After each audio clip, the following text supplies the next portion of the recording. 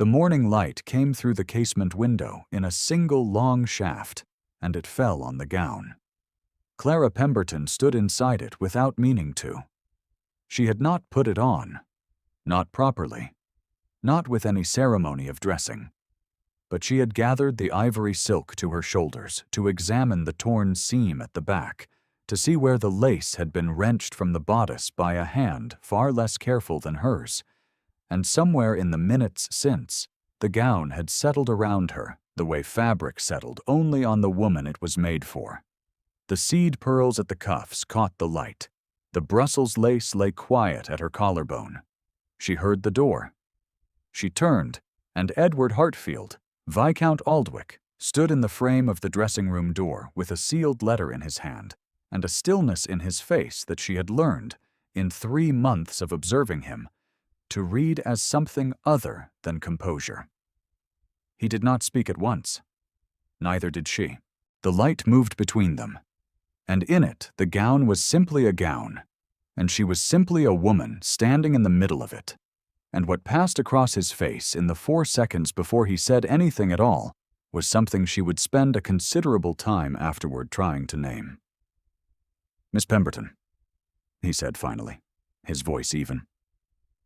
"My lord," she said, and did not move, because there was nothing to be done.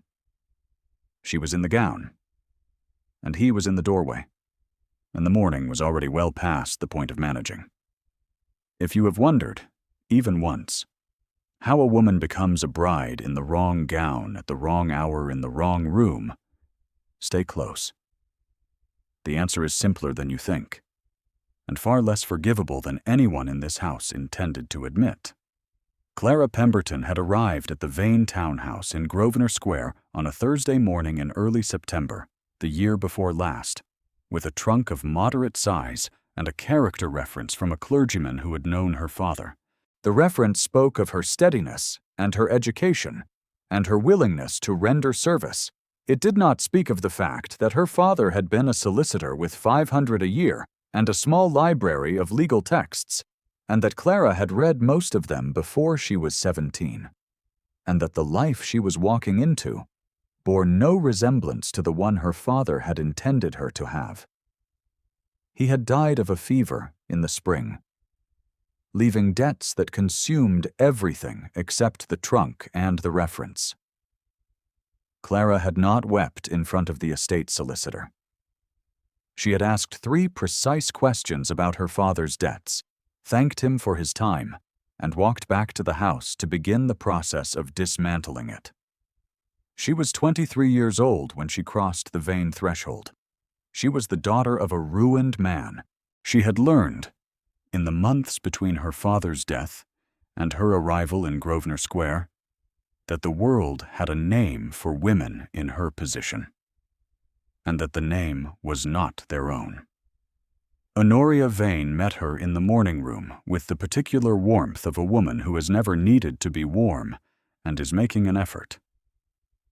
Honoria was 22, flame-haired and beautifully dressed, with the frank confidence of a woman who has spent her entire life being told she is magnificent. She extended her hand to Clara with the precise degree of cordiality that preserved the distance between them. She introduced her to her mother, Mrs. Dorothea Vane, who sat in the high-backed chair by the window and regarded Clara's plain gray gown and neat brown hair with one long assessing look that settled the matter immediately. "Miss Pemberton's function?" Mrs. Vane said to Honoria that evening. In the parlor, while Clara sat at the writing desk composing letters for Honoria's correspondence, in a voice calibrated to carry, but not to shout, "is to be useful, not visible. I trust she understands the distinction." Clara continued writing. She understood the distinction perfectly. She understood it the way she understood all the distinctions that structured this house. Honoria's candles were beeswax and hers were tallow, and Honoria's gowns were pressed each morning by a lady's maid named Spencer, and Clara washed her own and pressed them herself with the kitchen iron. that the calls Honoria received from callers of quality were conducted in the front drawing room, and any person arriving to see Clara, and there had been none, would have been received in the housekeeper's parlor off the service stair. She was useful, she was quiet, and she was good at her work. She read aloud to Mrs. Vane's elderly mother, who lived in the back bedroom and could no longer manage the print on her own, and who called her Margaret, which had been the name of another young woman in another season, and whom Clara never corrected. She managed Honoria's correspondence with a scrupulous accuracy that Honoria valued without acknowledging. She arranged cut flowers from the garden because the footman's arrangements were clumsy, and she mended Honoria's lace because the lady's maid was afraid of Brussels point, and Clara was not.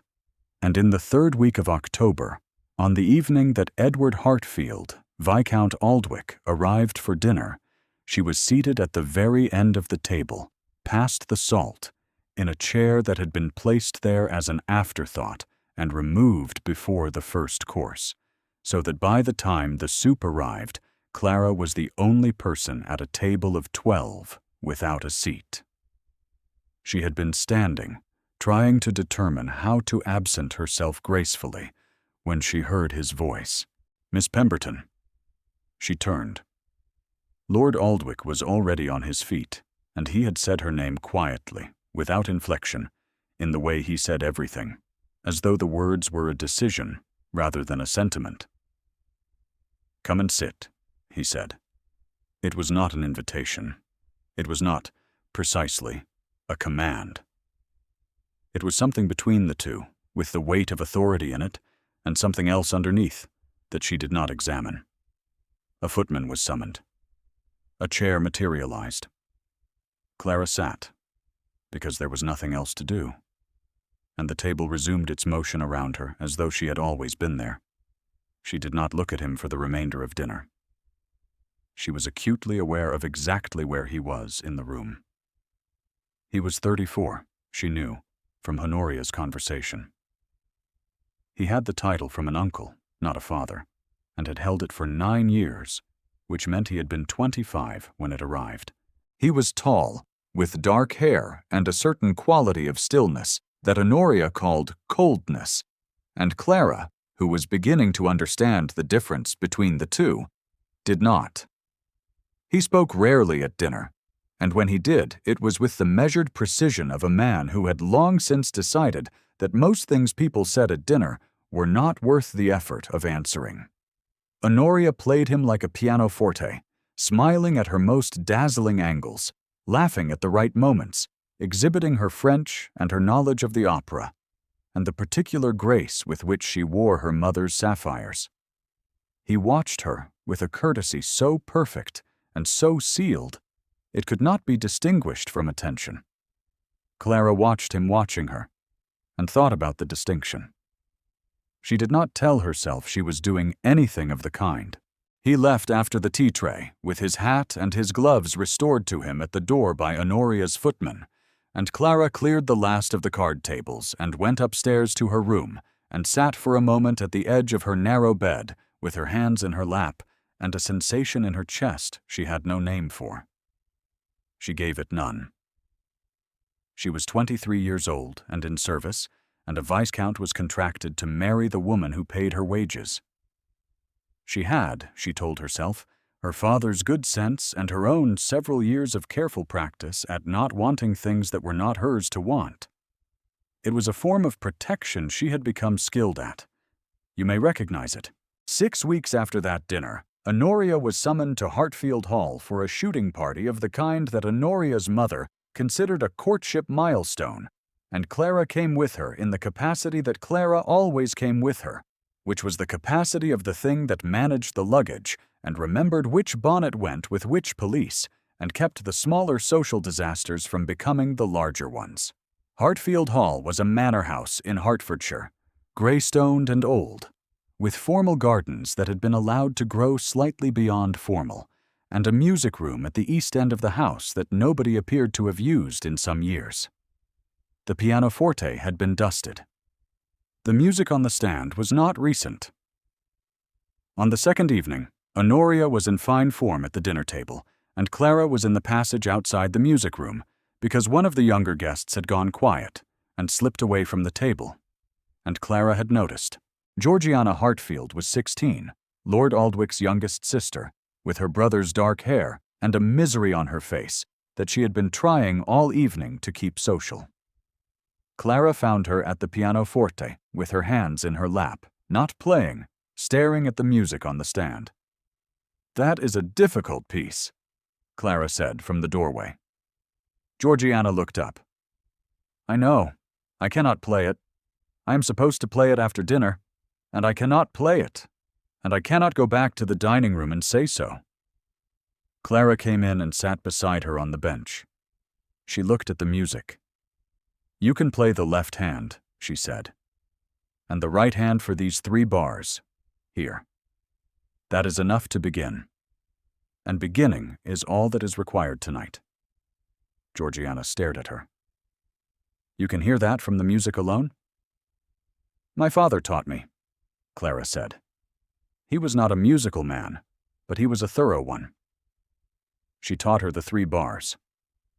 It took 20 minutes.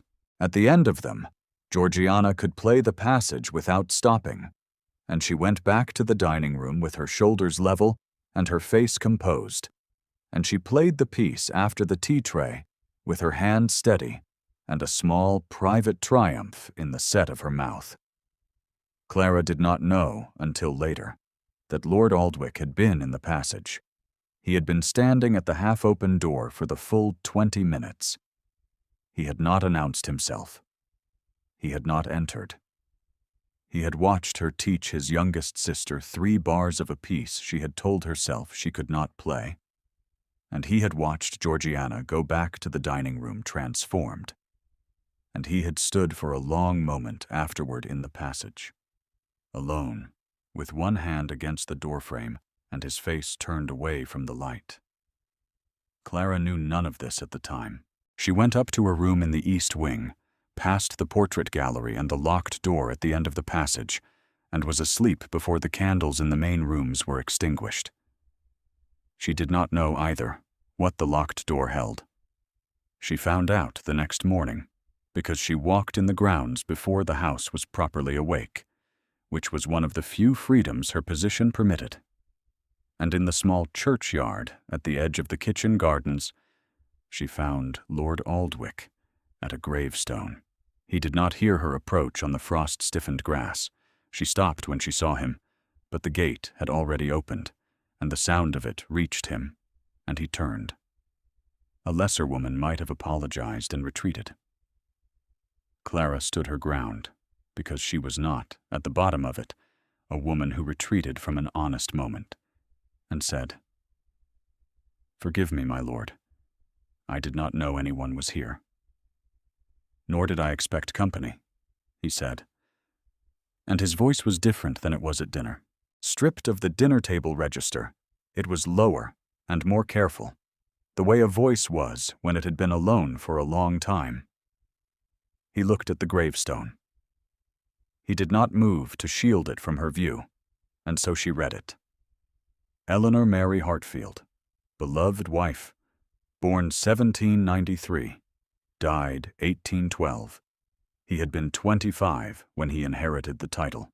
He had been 23 when Eleanor Hartfield died. He reached into his breast pocket without thinking, a gesture so habitual he appeared unaware of it, and his fingers closed briefly on something small before he released it and let his hand fall. She was 19, he said. He had not looked up. "Yes," Clara said, because there was nothing else to say, and she would not say the empty things. "The marriage was arranged," he said. "I did not object to it. I was not unkind to her." He paused. "I was not sufficient for her. She was afraid of this house, and she had no one who could make it otherwise, and I told myself she would settle. She did not have the time to settle." He said it the way a man said something he had carried alone for so long that saying it aloud felt like setting down something very heavy and not quite knowing what to do with his hands afterward. Clara did not comfort him with small words. She stood on the frozen grass in the early morning light and let him have the silence he needed. And in that silence, something passed between them that had nothing to do with rank or position or the careful machinery of the season. After a moment, he looked at her. "You play," he said. It was not a question. "Not well enough for the drawing room," she said. "Well enough for a music room and a frightened girl." The corner of his mouth moved. It was so brief and so unguarded that she would not have trusted herself to have seen it, if not for the quality of light. "Good morning, Miss Pemberton," he said. "Good morning, my lord," she said. She walked back to the house. She did not look back. The Vane household returned to London in November, with the engagement confirmed. Mrs. Vane managed the news with a satisfaction so thorough it amounted to triumph. The announcement appeared in the Morning Post. Cards arrived in profusion. The back parlor was given over entirely to the planning of the wedding breakfast, and the morning room was surrendered to the trousseau, and the dining room table on 3 successive Wednesdays was spread with samples of ivory silk and Brussels lace and ribbon and pearl trim from 5 of the better London warehouses, and Clara managed all of it with the same scrupulous accuracy she brought to everything else, while Honoria grew radiant and restless in equal measure. Lord Aldwych called twice in the accepted form, and sat with Honoria in the drawing-room with Mrs. Vane present, and drank his tea, and spoke of the estate and the family seat, and the improvements he intended to the north wing, and looked, Clara thought, watching from the doorway where she had been stationed to receive callers, like a man honoring a contract that he understood well and felt with some precision at what cost it had been entered. He saw her in the doorway on his second call and inclined his head by a fraction. She inclined hers by a fraction in return. That was the whole of it. It was enough to remain with her longer than it should have. December brought the wedding date, set for the 4th of January. The gown was commissioned in the first week of December from Madame Fortier in Bond Street, and Clara was sent to collect the measurements and communicate Honoria's requirements, which were extensive, and Honoria's opinions on the lace, which were more extensive still. The gown that emerged from these requirements was magnificent. Ivory silk with a Brussels lace overlay at the bodice and the hem. Seed pearls embroidered in a trailing pattern at the cuffs and the throat. A train of 3 feet with a border of the same lace. It was the gown of a woman who had spent her entire life practicing to be looked at, and who intended the most important looking of her life to be worth the effort. Clara brought it home in its boxes and hung it on the standing frame in Honoria's dressing room, and looked at it for a long moment before she left. It was a beautiful gown. It was not made to be seen from a doorway.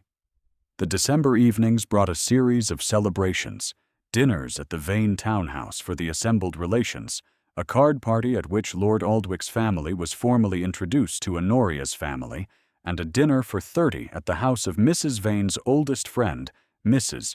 Fairweather, in which the seating arrangements were a mechanism for displaying the match to full advantage. Clara sat at the dinner at the far end of the table, between an elderly colonel, who could not hear her, and a young cousin of the Vanes, who talked exclusively about horses. She watched Lord Aldwych across the length of the table manage the dinner with the same sealed courtesy she had watched him bring to every public occasion, and thought about what he had said in the churchyard, and about Eleanor Hartfield at 19, and about the gap between what a life was supposed to be and what a person did with the life they were given instead. At the conclusion of this dinner, when the women had returned to the drawing-room and the men were still at their port, Mrs. Vane was in conversation with Mrs. Fairweather about the final arrangements and Clara was near enough to hear without appearing to listen. "I wonder how you will manage without Miss Pemberton," Mrs. Fairweather said. "She seems quite indispensable." "Indispensable is too strong a word for a companion," Mrs. Vane said, smoothing her evening gloves at the wrist with one firm motion. "Miss Pemberton's function in this household ends when Honoria is properly settled, after which she will find another position, I am sure, if her references are adequate." Mrs. Fairweather murmured something accommodating. Mrs. Vane lifted her fan an inch. "Companions are interchangeable, my dear. It is rather the point of them."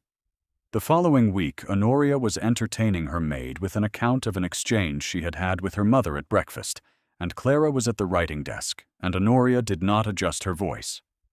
"My mother was quite clear on the matter," Honoria said, with the brisk satisfaction of someone repeating wisdom she had found self-evident. "Miss Pemberton's function was always temporary. After January, I shall need a proper housekeeper for Hartfield, not a companion, and Lord Aldwych will engage one from the register. It is better for everyone to be clear." Spencer, the maid, murmured something agreeable. Clara wrote another 3 lines of the letter she was composing, corrected a spelling in the 4th, and turned the page. She was 23, the daughter of a ruined solicitor. And she was useful, not visible. And she had known this from the first day. The knowledge did not cease to be the truth, simply because she had, in the intervening months, made the mistake of beginning to feel it. The letter of dismissal arrived 2 days before the wedding. Mrs. Vane brought it herself, which was unusual enough that Clara felt the weight of the occasion before she opened it. She read it at her small desk in her room, with the door shut and the tallow candle casting its unremarkable light on Mrs. Vane's precise handwriting. The letter was dated the 2nd of January and gave notice effective the morning of the 5th, which was the morning after the wedding. There was no reference enclosed. There was a sentence explaining that one would not be provided at this time, but might be considered in future, upon proper application. There was no forwarding address given for the application to be made to. Clara set the letter on her desk. She did not weep. She was not, at the core of her, a woman who wept at facts. She sat for a moment looking at the letter with the same attention she had given her father's estate documents in the spring, assessing what was there and what was not, and what a woman in her position could do with the information. The answer, she found, was nothing. She had no income. She had no family.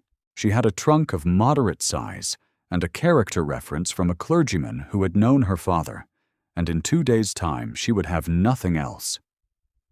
She pressed her hands flat on the desk and kept them there until they steadied. She opened her trunk. She began, with slow and deliberate care, to fold her things.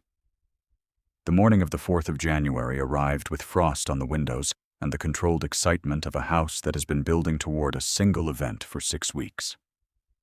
Clara rose before Spencer and laid out the items Honoria would need. She pressed the long white gloves herself, because Spencer had never quite managed the fingers without leaving a crease, and she arranged the borrowed Vane diamonds in their velvet case on the dressing table, and she went to the standing frame and began to check the gown by touch, moving along the seams with her fingertips to be certain everything was in order. The seam at the left shoulder of the train was not in order. It was a small tear, perhaps 2 inches, where the lace overlay had been pulled from the silk. Not enough to show from a distance. Not enough to see without looking. But enough that Clara could feel it catching under her fingers. And enough that when the train moved under its own weight, the tear would widen. She went to fetch her sewing kit from her room. She came back and settled herself beside the gown on the small footstool, threading her needle. Honoria arrived while she was working.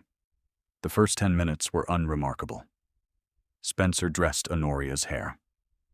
Honoria sat before the mirror in her dressing wrapper and performed the operations of her morning toilet with an efficiency that suggested her nerves were present and being managed. She was, under the beauty and the confidence, a young woman about to be married, and Clara felt something gentle and complicated on her behalf. She showed Honoria the seam when it was half mended. "There was a small tear at the left shoulder," she said. "I have nearly finished it." Honoria looked at it. Something crossed her face that was not the careful warmth of the morning room on their first meeting. "You have pulled it," she said. Clara set her needle. "No, Miss Vane, it was already separated at the join. I believe it was not set sufficiently at the fitting." "You were the one who collected the measurements," Honoria said, and her voice had gone very smooth and very still, in the way voices went when they needed to be heard by a wider room than the one they were addressing. "You communicated my requirements to the modiste." "I did," Clara said. "The measurements were accurate. I believe the seam was not given enough tension at the setting." "Spencer," Honoria said, "please go and tell my mother that I require her." Spencer left. Honoria stood before the dressing room mirror and looked at Clara in the glass, and what was in her face was not quite anger, and not quite something less. "I have every expectation," she said, "that this will be resolved before the ceremony." "It will be resolved in 10 minutes, Clara said, "if I am permitted to continue." Honoria did not answer. She picked up a fold of her dressing wrapper and left the room, and did not close the door behind her, and from down the corridor came Mrs. Vane's voice, and then 2 voices together, and then something that might have been a door. Clara finished the seam. She tied off the thread with the precision she had learned from her father's housekeeper, who had sewn through 3 decades of service, and had opinions about the tension in a knot. She clipped the end close. She smoothed the lace back into its place. The seam was sound. The gown was still on its frame, and there was nobody in the room but her. She should have gone back to her room to wait. She knew this. Instead, she stood and lifted the gown from its frame and held it up by the shoulders in the light, turning it to examine the mend from the angle of motion, the angle at which it would catch the eye during the walk up the aisle. The silk was cool and very heavy.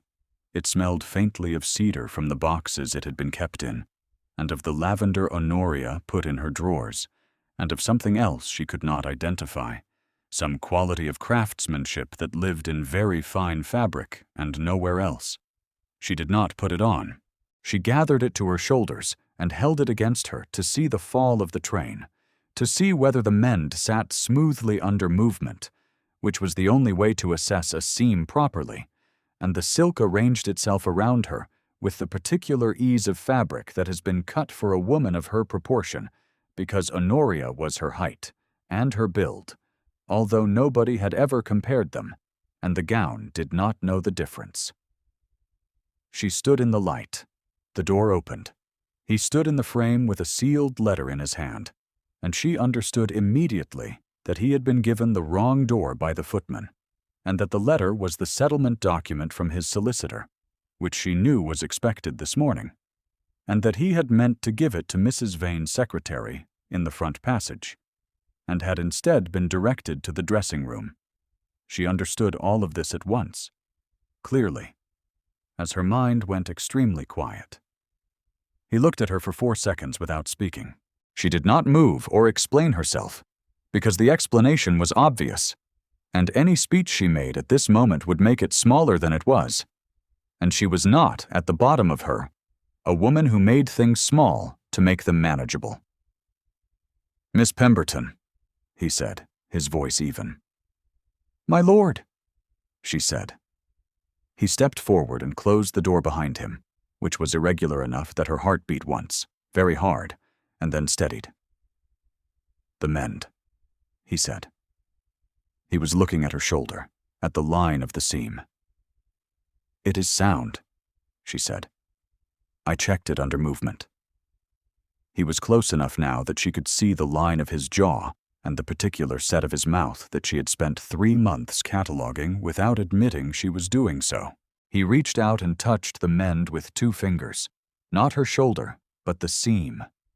With the careful assessment of a man who had been raised around the management of fabric and property and things that mattered, and she felt his fingers through the silk as a warmth she had not prepared for. He withdrew his hand. "You are to leave the day after tomorrow," he said. It was not a question. She kept her face still. "Yes." "You were not given a reference?" "No." He was quiet for a moment. Outside the door, from down the corridor, she could hear Mrs. Vane's voice, and Honoria's voice, and the orchestrated calm of the wedding morning resuming its course. He had perhaps 5 minutes before his absence from the front hall was remarked upon. "Clara," he said. Her name, her given name, in his voice, in this room, with the gown around her and his eyes on her face, was the most careful and most costly thing he had said to her in 3 months of careful, costly silences. "What you told me this morning," she said carefully, because she would not misread him, would not let want make the facts untrue, "does not change what this morning is." "No," he said. "It does not." He looked at her steadily. "But I find that what this morning is does not suit me nearly as well as it did 3 weeks ago." He left before she could answer, and she stood in the gown in the light, with her pulse at her throat and her hands quite still, and folded the information into the same steady place she had folded everything else, and began, carefully, to remove the gown from her shoulders. Mrs. Vane gathered the house together in the drawing-room at 10:30 for a brief word before the carriages were called, as was her custom at events of importance. She had a way of conducting such moments that made them feel like a military briefing delivered in the register of a morning prayer, brisk and conclusive, and not open to revision. Lord Aldwych was there. He had returned from the front hall and stood near the window with his hat under his arm, and his face had the sealed quality she knew, and she did not look at him. She stood near the door, at the edge of the assembled party, because her position in the assembled party was the edge of it, and in another 24 hours she would not be at the edge of it.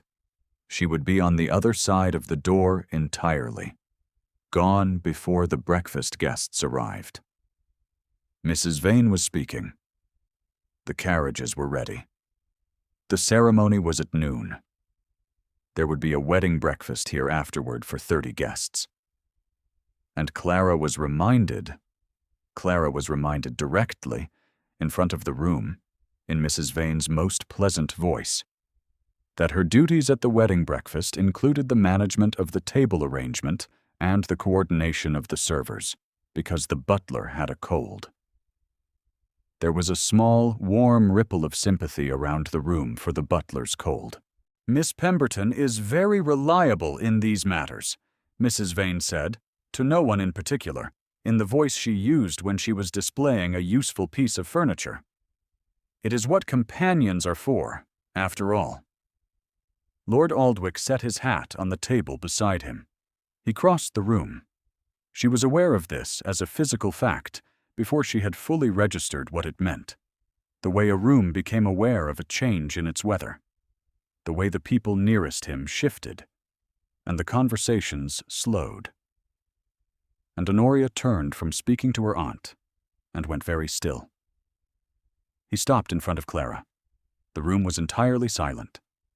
He said in the quiet, level voice of a man making an irrevocable statement, "I am not marrying Miss Vane. I am asking Miss Pemberton." It was 12 words. They landed in the silence he had made, and the silence held them, and the room did not breathe. Mrs. Vane said, "Lord Aldwych," in a voice that had no precedent for what had just occurred. It was the first time Clara had heard her voice without its architecture. Honoria said nothing. She looked at Lord Aldwych for a long moment, with something in her face that was not entirely surprise and not entirely grief, and was possibly, at some depth, something like relief, which Clara did not know what to do with and did not have the space to examine. He was looking at Clara. "I am aware," he said, still in the same quiet voice, "that I have done this incorrectly. I am aware that there are forms. I am asking you to permit me to address them in the proper order and to give me your answer when I have done so." Clara looked at him.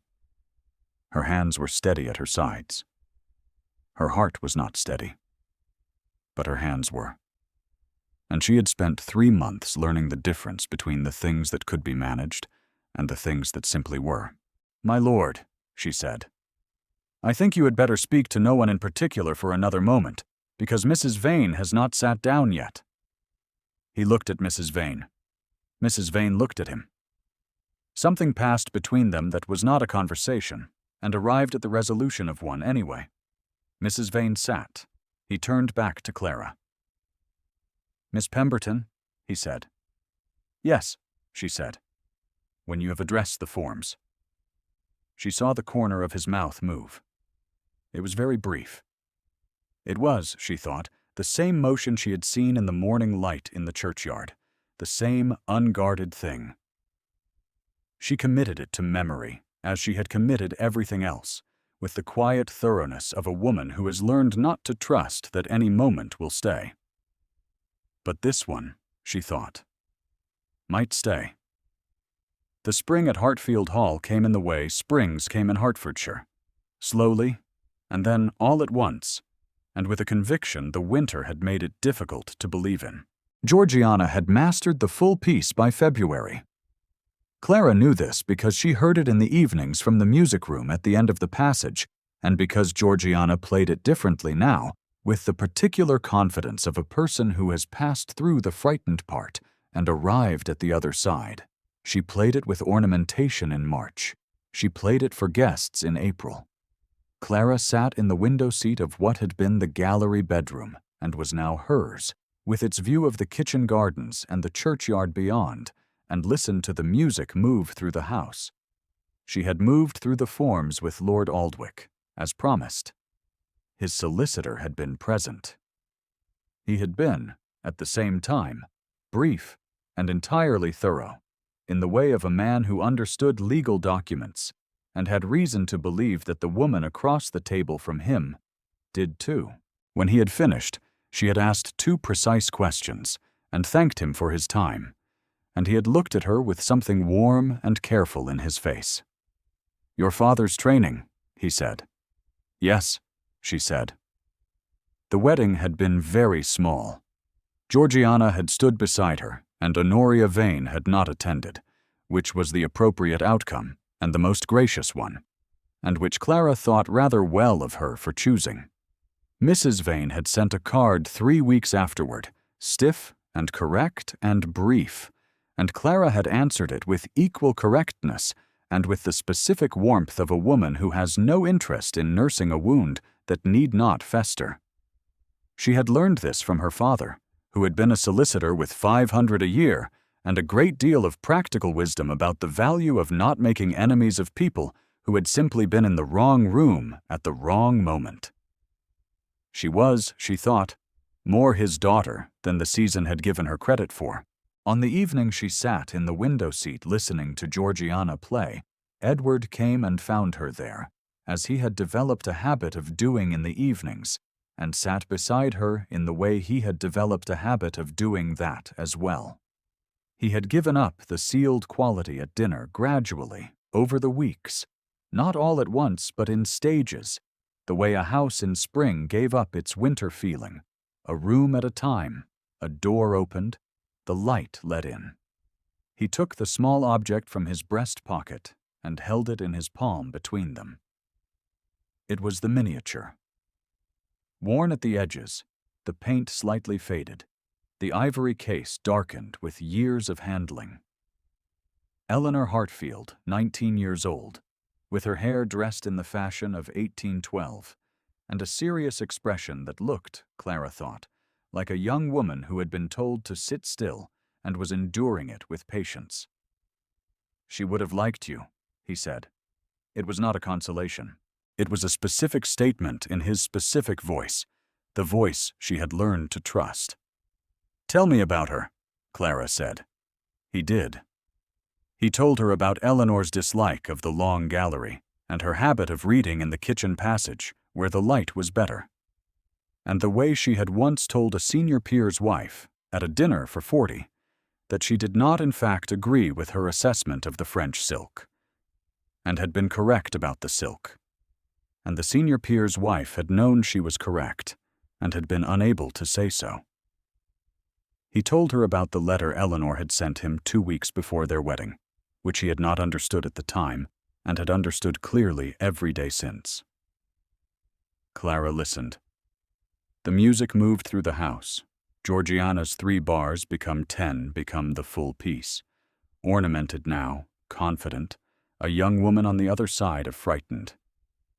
He folded Clara's hand around the miniature, gently, and kept his own around hers. The candle on the table had burned half down. The music paused and began again from the beginning, because Georgiana had decided the beginning deserved another attempt. Clara held the miniature and the warmth of his hand around hers, and did not say anything, because there was nothing that needed saying, and because the window showed the kitchen gardens going dark in the April evening, and the churchyard beyond them at rest under the same sky, and the spring moving through the world outside exactly as it had moved through this house, 1 room at a time, until it was everywhere. Thank you for staying until the end of this story. If Clara and Edward's path moved you, leave a word in the comments about the moment that stayed with you longest. There are more stories waiting when you are ready.